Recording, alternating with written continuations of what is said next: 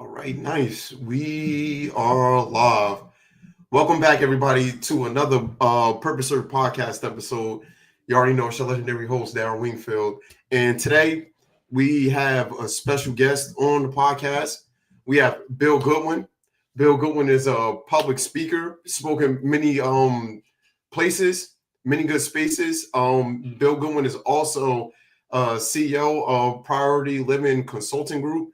And we will be having a very, very special conversation indeed. And a lot of things that he's doing aligns with what we're doing here, Purpose Serve, and leading people in personal development and growing with their purpose and their vision and looking to live that out, actualize that instead of it staying in your head as an idea or a forethought. So, yeah, the very first question that I do want to ask you to start this off is, what is Priority Living Consulting Group and how did it all get started? Well, Daryl, thank you for having me. I've been looking forward to this conversation, and to my new friend that's on the other end listening, welcome. Whether you're most likely driving in your car or going for a walk or maybe on a treadmill, we're glad that you can join Daryl and I in this conversation. So Priority Living Consulting Group is the business that I started in 2021. And the focus really is adding value, equipping leaders. And so I provide a variety of services, whether, like you said, it's public speaking on leadership topics, it's coaching one-on-one and group coaching. I also do training for different size businesses. I work with everything from corporate clients that are working with their C-suite level leaders on down to mid-level management. I also work with entrepreneurs and small business owners. So it's a wide variety of wonderful clients that I have the privilege of serving. And so that's what Priority Living is all about. And that's how it got started, was in 2021. I just really decided that it was time to launch something new. You know, for many of us, that time frame of the pandemic really caused us to do some soul searching and kind of look at where our life was at and where our life was headed. And this is a space that I have, it's not new to me. I've been training and equipping leaders for over 30 years and really felt like it was time to launch something significant.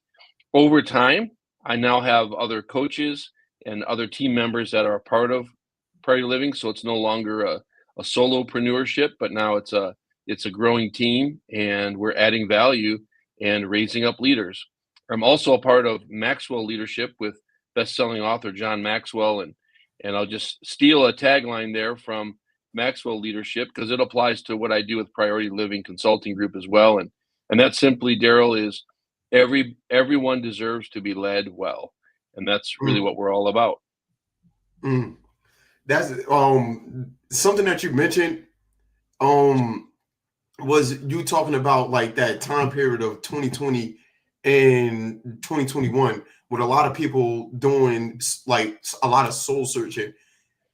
In the work that you started, did you notice during that time period a lot of people switching up their lifestyle drastically when you started what you were doing? Because like dealing with entrepreneurship and all of that, you most likely got a lot of people that just went out into a totally different market that they never been in before and did like a drastic shift. Was that something that you was experiencing when you first started? Somewhat, yeah, absolutely. You know, that time frame from August of 2020 to for about the next year was even, named the Great Recession, meaning that people, especially at top level positions, as they've evaluated their life and the amount of investment of their time in their work, we saw many people make shifts. And so I experienced that obviously personally, but I also watched that happen with others. And some of those people, a small percentage of them, but a percentage of those people also did become clients of mine. Daryl, I always believe that your now leads to your next. So my friend, if you're listening and you're thinking, man, I don't know if I'm doing exactly what I ultimately want to be doing, I will say that keep doing what you're doing because your now leads to your next. That's funny. I was gonna eventually like bring up that quote right there. Like at some point in this interview, to be quite honest, because when Mm-hmm. we last met last week, when you said that, I'm like, wow, that's like super profound. And if you can even break that down in even more depth, like for us, like what does that Mm-hmm. mean? Yeah, what does it mean? It means that, in order to accomplish or to do what you're ultimately called to do, it goes back to your purpose. We can really dive into purpose here. Yeah, I'm purpose served. I'm passionate about purpose. But if you're ultimately going to get to doing what you were called ultimately to do, call that your destiny, there's preparation that comes. And so there's tasks and things that we do, or jobs that we have, or people we meet along the way. And really we could be making a difference as we go through life, but really ultimately those things are stepping stones to get you to where you're ultimately going. I'll use a biblical reference. I'm a person of faith. I'll use a biblical reference for your listeners that, we know that David, who became King David, was originally a shepherd boy. And scripture tells us in the Old Testament that he fought the bear and he fought the lion. And that was preparing him for someday that he would take lunch to his brothers on the front line, and he would end up getting a few smooth stones and a slingshot and taking out this big Philistine giant called Goliath. Well, he wasn't ready to take on Goliath prior to that. He had to get through some things first, like defeating the bear and the lion, and then he was able to take on that giant. So for each of us, we have things in our own life. We have our own giants, if you will, that we Yeah, ultimately want to accomplish and slay. But it takes preparation to get there. And so, part of a coaching framework that I use with my clients, there's a couple other previous questions to this, but a third question we get to is, who do I need to become in order to accomplish what you ultimately want?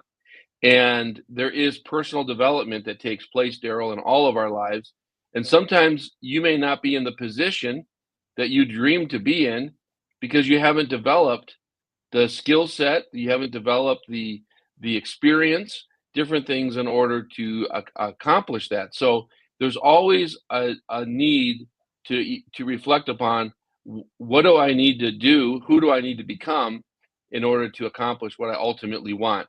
I'll share with you quickly, my mentor, John Maxwell, best-selling author and leadership expert, shares a story that he was done with a speaking engagement, and he was signing books, and a young man came up to him in the book signing line and said, listening to you today, I decided I want to do what you do.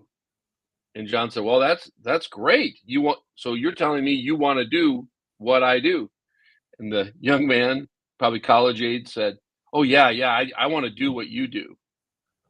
And then John looked at him and said, well, that's great, but are you willing to do what I did in order to do what I do? great question. And that reframes the whole thing. So our now leads to our next. So if you apply yourself to whatever it is you're doing now in preparation, then over time you'll take the next step and the next step and the next step and evolve into maybe your dream job and fulfilling what you ultimately feel called to fulfill.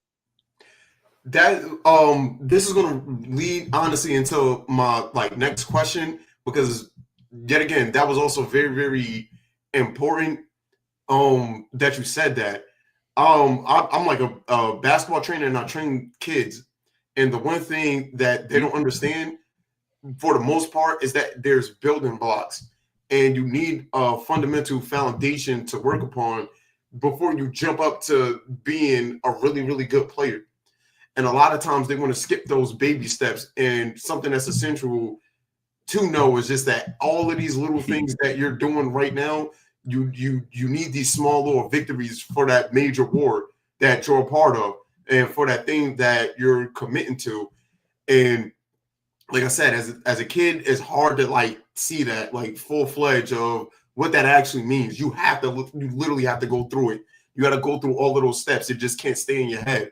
And the next question that this leads me to is what was your childhood like? And we spoke on David, and those experiences, even for David, was him in his childhood that led to like a major moment, like biblically speaking, and in history as well. Like that was a major moment before he ever became king, before he even ever dealt with Saul for the first time. These were major moments that happened to him as a child, and yeah, that's actually really relevant that you even brought all of this up. So yeah, what was your childhood like? Daryl, I love this. We're headed in a great direction in our conversation. I knew we would. I knew we would. So Absolutely. I think I'll share about my upbringing here in a moment, but I just want to add to the conversation of what you just said with your basketball students. Basketball players.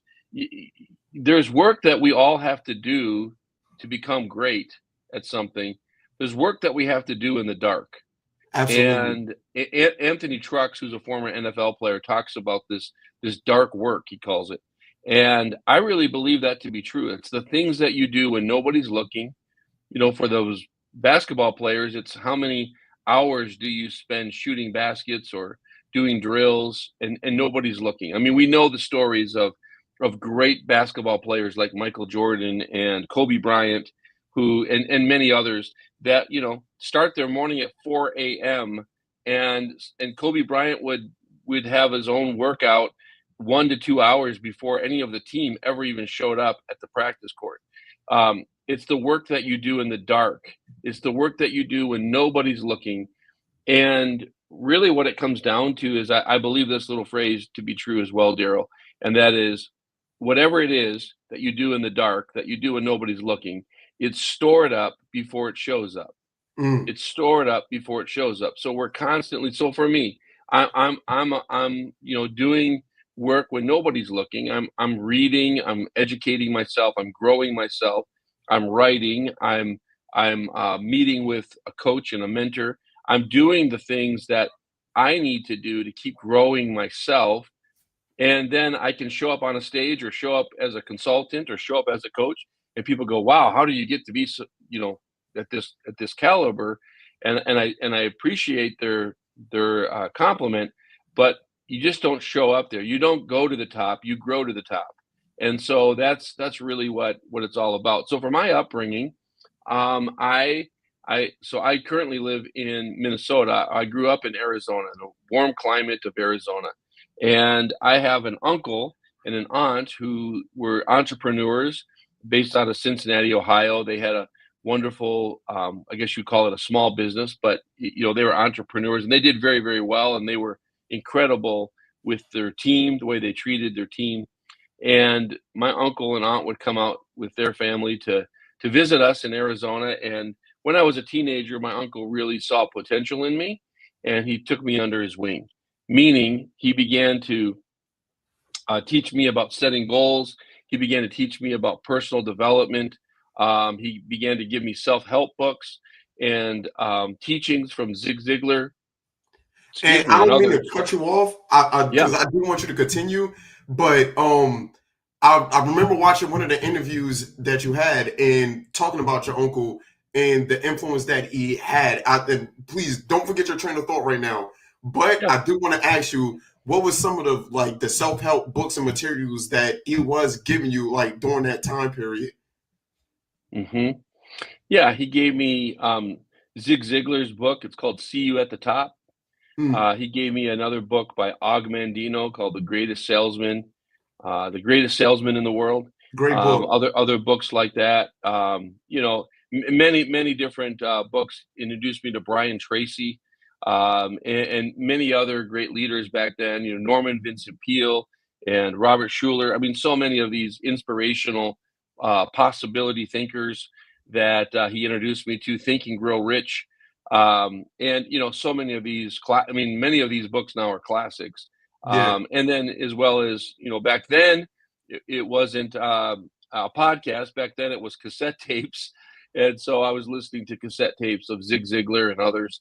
And those were really influential and inspirational and really things that I began to apply in my life when I was 15, 16, 17 years of age. Wow. So I know like around that time, especially around that time, like I feel as though, especially when you get into like the your high school era phase, it's like this unconscious molding that you're going into that's going to like Mm. is ultimately deciding the rest of your life in such a weird way. I don't even know how to like explain it, to be quite honest. Yeah. It's kind of crazy where you're either going to go this way or you're going to go that way, and if you once you commit to that path, it's going to start figuring itself like out like all along. Did you envision yourself of one day being the person that you are today when you was that age? Well, I don't know that I did. If I were to look back, if I were to, give my 16-year-old self some advice, I love thinking about that. Yeah. If you think about giving your younger self some advice, I would say just get, which I ended up doing anyway, but just stay on the path of personal development. And I grew up in a household that was church going and faith based, but it was when I was 15 that I made my personal faith commitment to accept, my Savior Jesus Christ into my heart. So to have spiritual growth and personal growth continue to be a part of my life for all these years has been a really important part of what I value in life and how I choose to live my life. So yeah, that was very influential, all of that, and it continues to be even to this day. With that being said, this kind of like I guess on a deeper aspect. Now that you like mention it, do you believe that there's a difference between um personal development and spiritual development, or do you believe that those two are one and the same?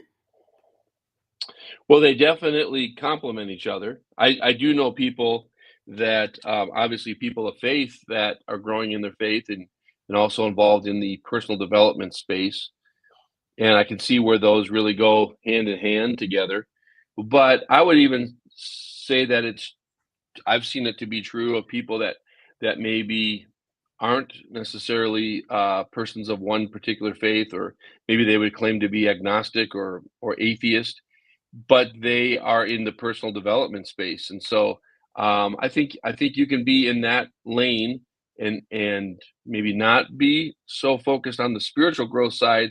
But I've seen it over and over again, and it's true of my life that they really go hand in hand together. To even back up what you're saying, I truly believe the same thing, that personal development and like spiritual development is one and the same. And for me personally, and you Hmm. have better expertise than me in this regard, because you firsthand dealing with the market itself. But it just seems like within like the last like couple of years, there's been this weird stalemate in regards to like personal development. And I want to say due to the fact of it turned into a cliche thing and people forgetting the root of what it means to personally develop individually speaking, instead of finding a collective Mm. group, to like ultimately, honestly, it's like almost as if that they are shying away from themselves and the progress that they need and looking for exterior things rather than internal things to really make them grow and take action towards being the person that they're destined to be. And all right, so I'm gonna ask this question first: is purpose internal or external?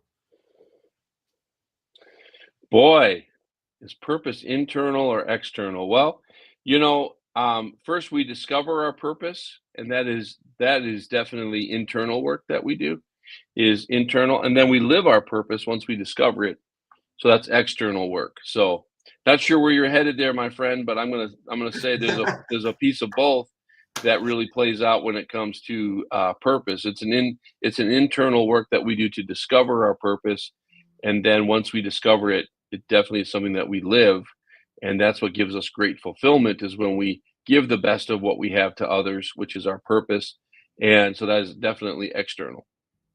So, like with purpose served, even in like the name itself, there's something that I'm pretty sure I told you in the last time we talked. Like, there's a catchphrase that we say here. Like, I end everything with saying "serve your purpose," and just like you said, for me. I believe that purpose is internal, and when I say like service and serving it, that is the external aspect of the purpose. You taking action towards your goals and aspirations, which makes those things like come together. What's internal, you are connecting the external, and we talked about this like last week. I'm also a man of faith as well, and even when closely like looking at this, and this is something that I was reflecting on deeply. I want to say a month or two ago, and the two greatest commandments that was given, loving the Lord your God and love your neighbor as you love yourself. And that's also that internal and external aspect at play right there, where you have to go inside to find the Lord your God. You're not going to find that outside of yourself, but you will find your neighbor outside of yourself. And if you love yourself, you're gonna treat your neighbor in the same manner, and this leads me to the next question of, do you believe that everyone has purpose in their life? No, there are people that don't have any. I'm just teasing you. Yeah. I saw the look on your face. If you're watching the video, folks, you need to rewind that and look at Daryl's face there. Yeah, absolutely. We all were born with a purpose. I love the quote from oh gosh, I'm still laughing at what just happened there. So I love the quote from Mark Twain where he said, "The two greatest days in your life is the day you were born and the day you discover why." We all have purpose. We all were born to live a purpose that our Creator has set inside each of us. That's why we need to discover that purpose, so that we discover why we were born. What's the reason? We could say what's the purpose you were born, but what's the reason you were born? And matter of fact, in my book here, which is called Priority Living, 7 Pillars to Make Your Life Count, the first pillar of those 7 pillars, Daryl, it's the pillar of purpose. And in that chapter, I have 10 questions that help the reader unpack their purpose, so that to help you discover your purpose, so you can get clear on why it is you're here and how you can make a difference, how when you give the best of what you have to others, you're living your purpose. And in return for that, you're going to be much more fulfilled in your life, have much more satisfaction and joy in your life. I'll say it this way, live a life of bliss, because you are living your purpose.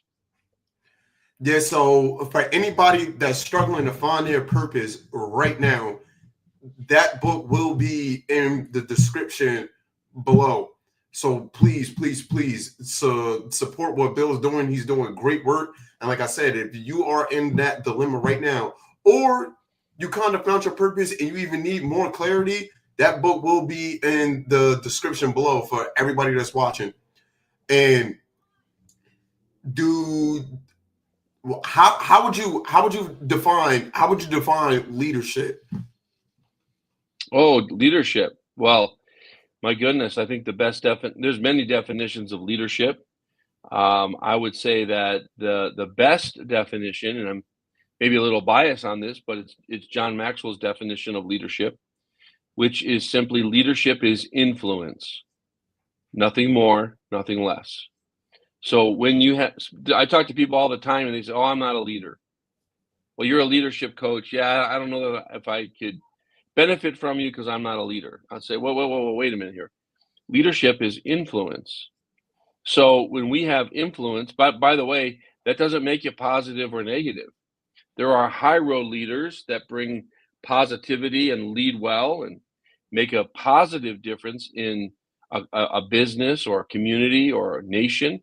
And there are low road leaders that are out for themselves and that are out to see what they can gain and don't treat people well. And so just because someone has influence doesn't mean they're always using it in the right way for positive outcomes for those that they lead. But leadership is influence, and so we can make a difference when we just even I'll give this example. Even if you go to any playground and there's a lot of children playing at that playground, just sit and watch the children for a while. There could even be children that have never met before, but they end up being at the playground at the same time and they start playing together.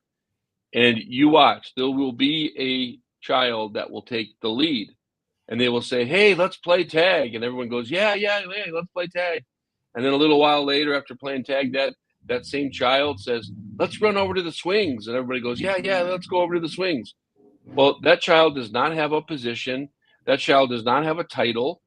But what does that child have? That child has influence. That's Therefore, a that great child is point. leading. So it's not a position. It's not a title. It's actually influence. Wow. And do you believe that people who are in leadership positions, like the good ones, do you believe that they were good followers first, or not always? Yeah, not always. And we know that people get put in leadership positions for a whole variety of reasons. And quite honestly, not all of them, not all people are put in leadership positions that they should be in.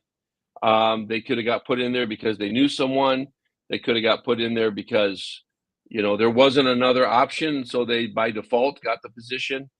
There's a whole variety of reasons why people get put in positions or elevated in positions of leadership. And so, were they a good follower? Not necessarily, but they, for some reason, were given an opportunity to take on a leadership role. And do you see right now in the climate of the world that it's in right now? Would you say that this is like great leadership in general? In general, wow. Well, how are you talking? In business or politics or in general? What do you mean? So all of that, all across the board, Yeah, all of it? because and in a sense, this is how I see it. Like a lot of things is that you can see, depending on what time period it is, like common themes. And this is something that a term that I got from Carl Jung, where it's called like the spirit of the times, where collectively the world is showing uh certain signs of, due to the fact of the behavior that's being carried out, and the behavior that's being carried out, which I know you like familiar with, is ultimately what's internal, what's going on in somebody's thoughts and feelings that's coming out, but it's been long brewing beforehand before it turned into action, whether people are Mhm, conscious of it or unconscious of it. And that's why I like saying in such like a general way, but you can see mhm, that, and that's in essence like the world is moving into a particular direction, and mhm, ultimately people follow leadership unconsciously if they're not conscious about it, even when they're conscious about it. And have you noticed, if you ever like took the time out, like I guess to think about this, that like the direction of the leadership, and if that's like if it's taking like a positive or negative effect on people, like the general public? yeah. Well, I would say, so when you're talking very general terms, I think overall we probably are living in a time that could be described as leadership sad, Mm, because leadership really is should be about lifting other people up. And so I'm not talking specifically politics, but I'm not keeping politics out of it. But when I'm talking, like you asked, a general term, whether it be in business or in variety of ways. And I say leadership sad because, I don't see a lot of really good examples in business and so on, that young people, Gen Z, Gen Alpha, can look as role models. There are some out there, but overall, compared to past generations, I think we see some leadership that's just really self-serving and not really lifting other people up. and I totally agree with that. Hockey, that's why I asked the question to Sure. begin with. Hmm. I don't really have like a political preference or in like any of that at all. For me, like just the way that I carry myself personally speaking, I think that it's people's best bet to figure out who they are first and foremost before they shape like a worldview towards anything, because that's how you get like easily deceived. And something that you just now mentioned is something that I personally been noticing due to the fact of how we are starting to become to use technology and all of that, which is shaping a major viewpoint on how we see the world through digital through a digital screen, through a black screen, which is like Yes. insane to me, which is incredibly helpful. But it's just like, you know, a knife. You can use it to slice bread or you can use it to harm somebody. But the one thing that you pointed out that, you know, that I liked is that the leadership that's in place right now, all across the board, no matter what it is, business, politics, whatever, is that is highly self-serving. And they're doing a lot of things in a, I guess, blatantly to say it, in a narcissistic way. And people are buying into it. And I believe that that's the same thing like that they see within themselves, is they're self-serving as well. And that's the one thing that they got in common, that it seemed like people don't notice. And I think that there are a lot of great leaders out there that are selfless in the way that they conduct themselves. But right now, in the spirit of the times that we're living in, that's something that people don't appreciate right now at all. So those people will get left in the dark. But I believe that those are the people that's really of true value right now, more than ever, like more than ever. So do you think that there will ever be a turn with the pendulum swinging in that direction, or are we kind of set right now in the direction that we're going in?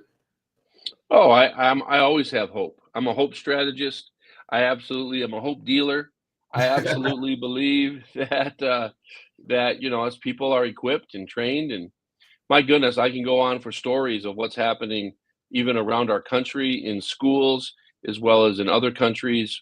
Just for example, through the Maxwell Leadership Foundation, that we're bringing in a program on values into schools called I Lead, and young people, eighth grade on up, are learning good values and learning leadership. And I think that we're raising up a new generation. You see it right now, even with certain movements that are happening within Gen Z, where there's an awakening happening to values, to faith, and I think that's all going to play out as these young people have greater opportunity for influence. In other words, greater opportunity for leadership. And so, yeah, I always have hope that we can see change happen in a positive way, and have some really outstanding people that are currently in leadership that begin to change their ways and grow themselves, and also the younger generation coming up. That is an amazing answer. And if only people develop more so of, I guess, that mindset of having a little bit more faith and a little bit more hope, that would make a major difference. Like I Yeah. truly believe that. And that's why having like a mindset Don't forget, like don't forget love in there too. You said faith and hope. Don't forget faith, some hope, love. and love. And the most We important need that. thing, We need that too, my friend. Yeah. love, absolutely. It's crazy. One of the books that I have in here, of course, is it's talking about what St. Paul said, one of those three things, but it moved me where he said just have faith and hope guide your steps, and have love be the head of everything that you do.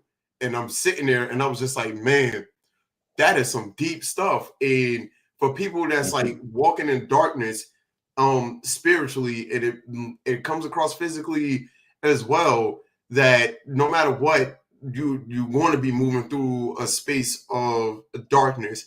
And when you're dealing with people that is ultimately trying to get their idea or business off the ground or change something in a major way, how do you guide them through their darkness to get to the light? And I know that comes with the nature of your business in many different shapes and sizes. So it's not like a one shoe fits all. But if you had to like hypothetically talk to somebody that just brought to you a business idea that they're trying to do and they feel as though it's not working and they need a shift, how would you guide them in a sense to get to that light while they're maneuvering through the darkness? Well, you ask good questions here, Daryl. I think what I'm going to say to that is it starts with the individual. It starts with all of us. Transformation in our society, in our business, whatever, transformation starts in me. Each one of us take responsibility of learning and living good values and learning and living how to be good leaders. So that's where it all starts, is how you are developing yourself. We talked about this, kind of earlier, the importance of personal development. If you're a person of faith, spiritual development as well, because those all develop us in our character. And our character, along with our giftings and our experiences, play into our passion and our purpose. And that's how we lead well, is by living according to those values and living according to the character that we ultimately want to live. So I think that's really where it all starts. I don't know, what are your thoughts on that? I agree 110%.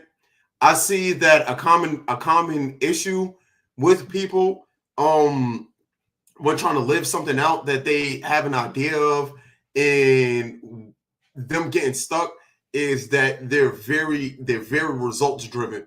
And not necessarily saying like being results driven is like a bad thing, because it is a good thing, but something that you spoke on is the character of who you trying to become and learning through this character and essentially being. And that gets so overlooked because of, like, to me, I think that impatience is a very, very dangerous thing, and patience is so important, and it's so overlooked at the same time. And social media is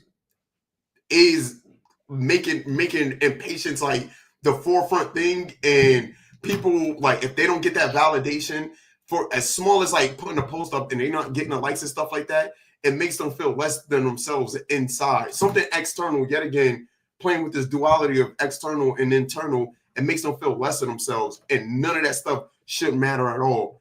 Where are you at in your heart, and where's your heart posture at? That's the most important thing for me personally speaking. So no matter what it is that you're doing in business, no matter what you're doing, like when it comes to like your family, who you are in your heart should be the most important thing on how you tackle anything and everything in your life.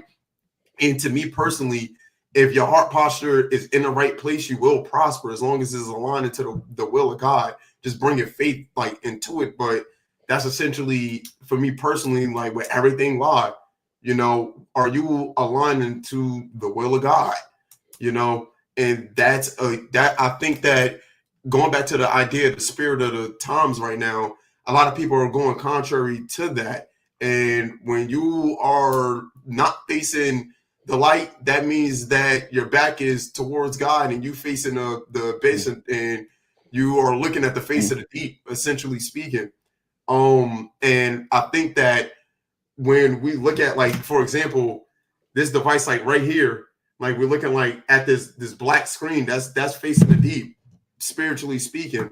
And I think that that's ultimately is what's affecting the character of people being who they're destined to become, because they're results driven.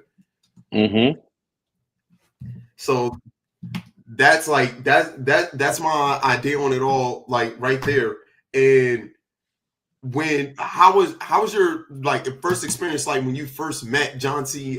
Maxwell, a very, very, very important guy, just in general, a very influential guy. And I read some of his stuff, and it influenced my life as well. I'm not even gonna lie. Good.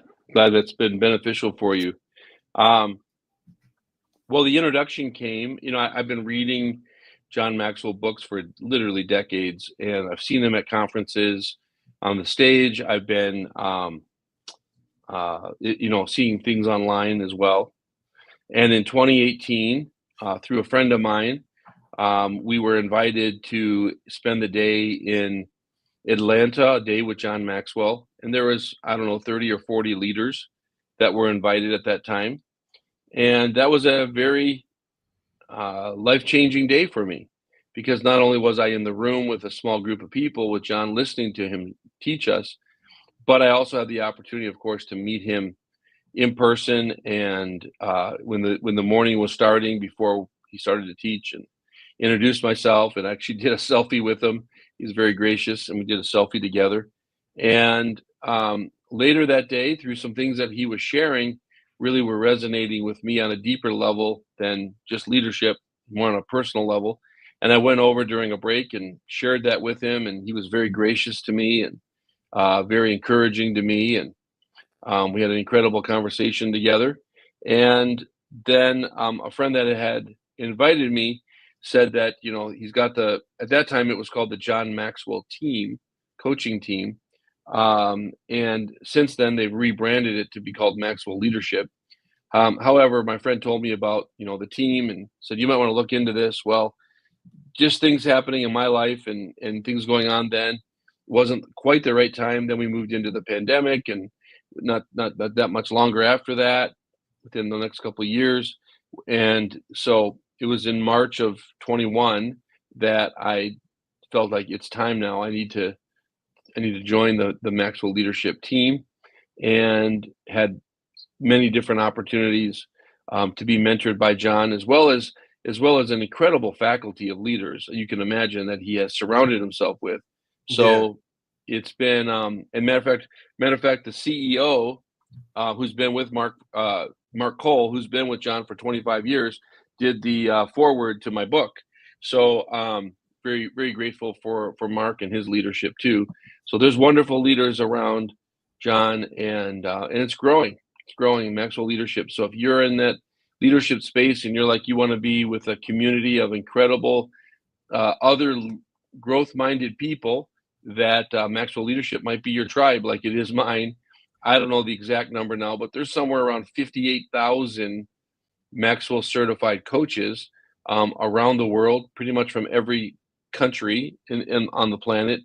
And we're growing that. I think in the coming years, maybe the next 5 to 7 years, we want to see that be 100,000 coaches. So if you're listening, this might be the invitation for you to check out Maxwell Leadership, and tell them I sent you, by the way. Nice. And you're also a man of traveling. Throughout the years, what has traveling taught you about life and human nature? Well, I would say that I really do enjoy traveling, whether it's for business or pleasure. And I enjoy traveling because I love exploring. I love exploring, seeing new parts of creation. I love seeing cultures and meeting new people. I'm always loving to meet new people. So traveling is really something that has given me a much broader perspective. Sometimes we can get kind of stuck in our world, which is, if you're watching this versus audio, I got my hands over my eyes. We just get kind of blinders on, kind of like a horse with blinders. And we think that the whole world is wrapped up around our 10 miles that we go, or whatever it is. But there's a big world out there, and there's a lot we can learn about ourselves. There's a lot we can learn about others. And quite honestly, there's a lot we can learn about Creator God, who created this beautiful planet that we get to call home. So I love to explore, and I love to see new things and meet new people.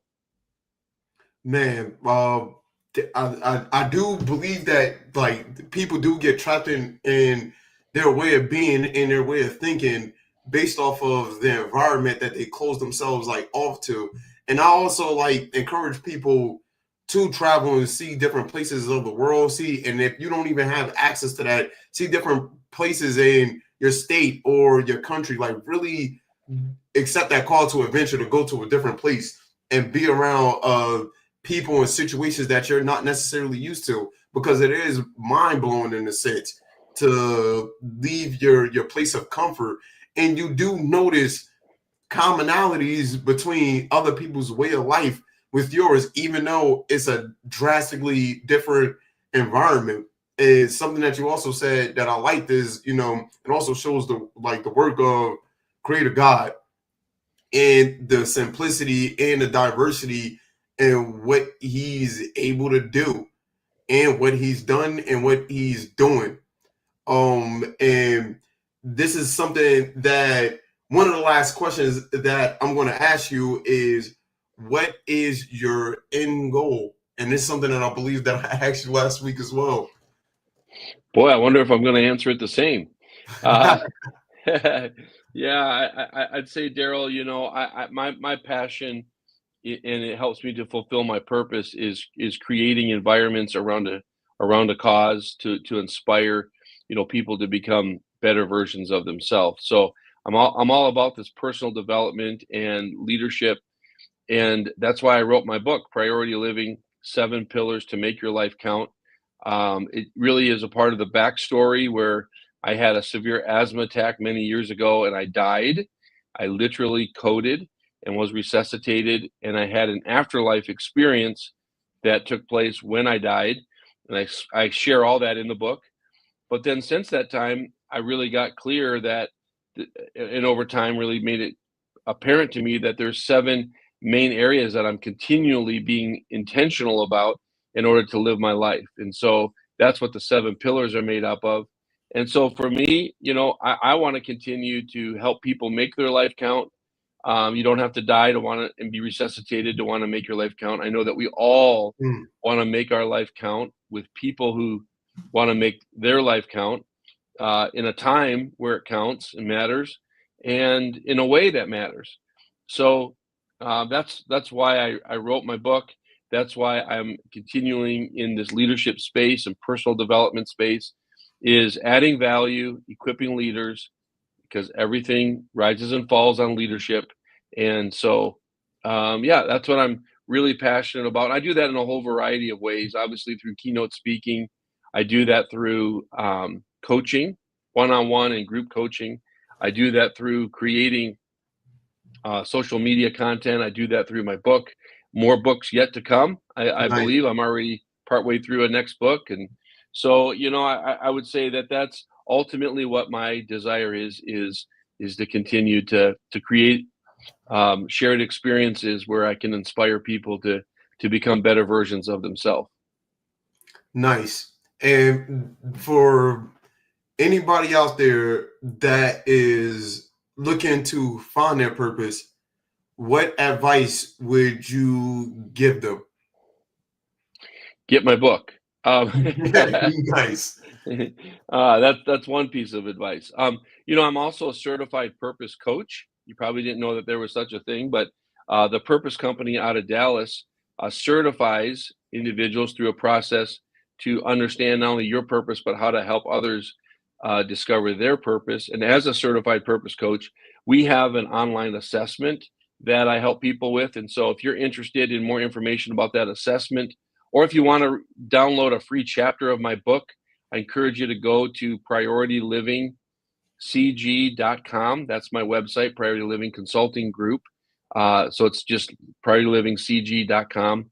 And you can reach out to me, and I'm happy to get you linked up with that Purpose Factor assessment, as well as you can download a free chapter of my book there too. Nice. So we're going to be putting all of that in the description, like below.